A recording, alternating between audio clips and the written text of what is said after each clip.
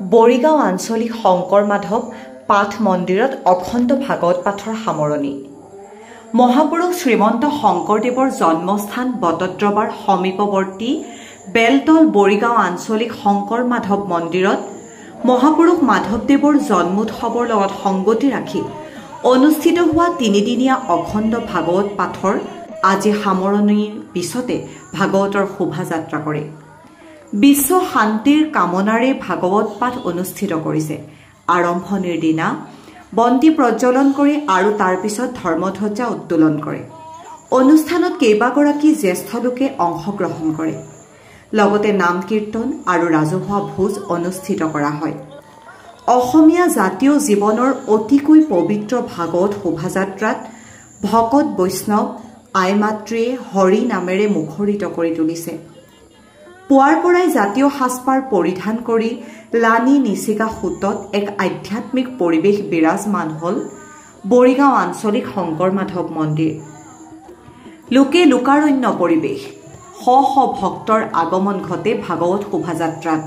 বটদ্ৰৱাৰ পৰা Mehdi জামানৰ report NE express. মহাপুৰুষ শ্ৰী শ্ৰী মাধৱদেৱ জয়ন্তীৰ উপলক্ষে আমি সংগতি ৰাখি বিগত বৰ্ষবোৰৰ দৰে এইবাৰো আমি তিনিদিনীয়া কাৰ্যসূচীৰে ভাগৱত পাঠৰ আয়োজন কৰিছিলোঁ। আজি শেষৰ দিনা কাৰ্যসূচী সুচাৰুৰূপে পাৰ হৈ গৈছে। আমাৰ যোৱা তিনিদিনৰতো ৰাইজৰ অভূতপূৰ্ব সঁহাৰি আমি পাইছোঁ। আমাৰ এই অঞ্চলৰ শান্তি সমৃদ্ধি অটুট ৰাখি আমি গাঁৱৰ গোটেই মানুহখিনি লগ লাগি আমি ভাগৱত পাঠখিনি আয়োজন কৰিছোঁ। তাত ৰাইজৰ যথেষ্ট সহযোগিতা আমি পাইছোঁ। গতিকে আমি ভাবোঁ অনাগত দিনতো আমি এনেদৰেই যাতে সেই দিনটোতেই অহাবাৰো আমি এনেকৈ অনুষ্ঠান অনুষ্ঠিত কৰিব পাৰিম, সেই ৰাইজলৈ আমি অনুৰোধ ৰাখিছোঁ তেখেতসকলে যাতে আমাক সহায় সহযোগিতা আগবঢ়ায়। শংকৰ মাধৱ পাঠ মন্দিৰত আগন্তুক কেইবছৰ একেৰাহেৰে বৰ্তমানলৈকে এই মাধৱদেৱৰ শংকৰ মাধৱদেৱৰ তিথিৰ লগত সংগতি ৰাখি এই অনুষ্ঠানভাগ আৰম্ভ কৰি থকা হৈছে। আমি চাৰিদিনীয়া বৰ্তমান এই বৰ্ষত পৰিস্থিতিৰ এটা সাপেক্ষত গৰমৰ প্ৰকৃতিৰ পৰিস্থিতিৰ লগত সেইকাৰণে আমি এই বছৰ তিনিদিনীয়া কাৰ্যসূচীৰ এই অনুষ্ঠানভাগ আৰম্ভ কৰা হৈছে। এই অনুষ্ঠানভাগ আপোনাৰ বিশেষভাৱে বৰ গুৰুত্বপূৰ্ণ অনুষ্ঠান। এই অনুষ্ঠানভাগৰ আমাৰ এই অঞ্চলটোৰ খুব এটা পৰিৱেশৰ মাজত আহি এইটো চালুকীয়া অনুষ্ঠানটো এটা বৃহৎ অনুষ্ঠানলৈ পৰিণতি হৈছেহি।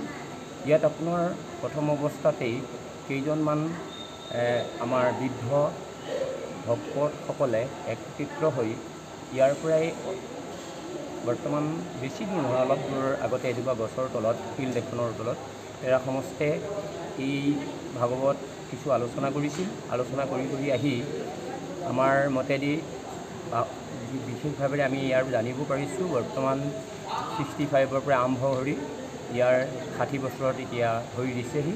গতিকে এই অনুষ্ঠানটোৰ একেবাৰে সুন্দৰভাৱে চলি আছে। আৰু আমি অকল এখন বা দুখন গাঁৱৰেই নহয়, আমাৰ এই অঞ্চলৰ আঞ্চলিক ভিত্তিত কেইবাখনো গাঁও আৰু সমাজ ভিত্তিত এই অনুষ্ঠানভাগ কৰি থকা হৈছে। সেয়ে এইটো এটা সুন্দৰ পৰিৱেশত আমি ভাগৱত অনুষ্ঠানটো কৰিছোঁ আৰু এই অনুষ্ঠানেৰে আমাৰ সকলোৰে মন একত্ৰিত কৰি ঐক্য সংহতিৰ আগত ৰাখিছে আৰু গুৰুজনাৰ আদৰ্শেৰে। এই পবিত্ৰ ভাগৱত থানৰ পৰা আপুনি কি বাৰ্তা প্ৰেৰণ কৰিব বিশ্ববাসীলৈ?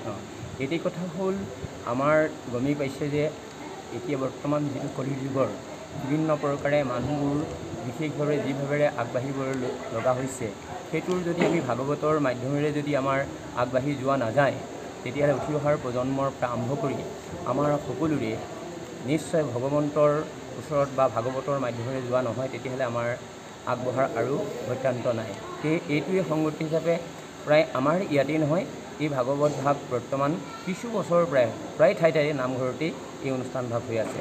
গতিকে সেইটোৱেই আমি ইয়াৰ শান্তি সম্প্ৰীতি ৰক্ষা কৰি দেশৰ আৰু লগতে আমাৰ অঞ্চলৰ সকলো শান্তি সম্প্ৰীতি ৰক্ষাৰ হেতু এই অনুষ্ঠানভাগ আমি পালন কৰি থকা হৈছে।